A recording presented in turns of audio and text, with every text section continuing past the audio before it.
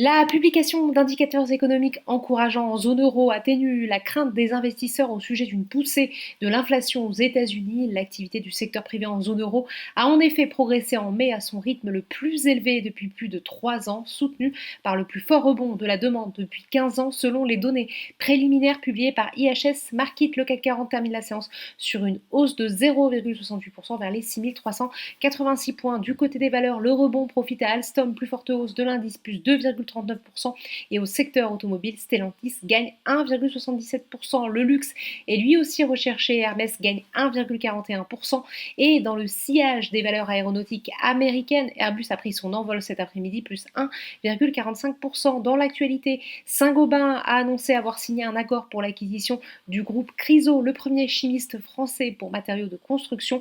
L'opération s'effectuera sur la base d'une valeur d'entreprise de 1,02 milliard d'euros.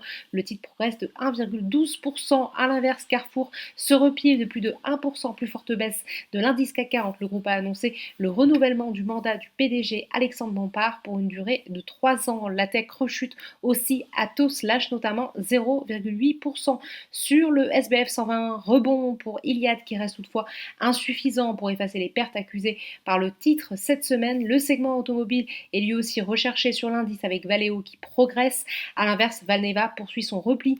Toujours pénalisé par ses résultats du premier trimestre, Valorec baisse également. Si ses résultats sur les 3 premiers mois de l'année sont supérieurs aux attentes des analystes, le titre est pénalisé par l'annonce de la finalisation de sa restructuration financière d'ici au 30 juin, qui sera fortement dilutive pour les actionnaires historiques. Les investisseurs prennent également leur distance avec Sodexo, qui souffre des tensions qui s'exercent sur le marché de l'emploi et l'inflation des salaires aux États-Unis, estime Jefferies, qui a abaissé sa recommandation sur le titre de acheter à sous-performance et réduit son objectif de cours de 89 à 70 euros. Enfin, on attend toujours la communication de Solution 30, dont le titre est suspendu depuis le 10 mai à la Bourse de Paris. Le groupe doit publier ce vendredi une communication initialement prévue le 25 mai, après un rappel à l'ordre de l'AMF outre-Atlantique. Le marché est également orienté à la hausse. L'optimisme sur l'orientation de la conjoncture l'emporte là aussi sur les craintes au sujet de l'inflation. Voilà, c'est tout pour ce soir. Il n'y aura pas de débrief bourse ce lundi,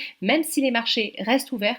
On se retrouve donc ce mardi. En attendant, toute l'actualité économique et financière est disponible sur Boursorama.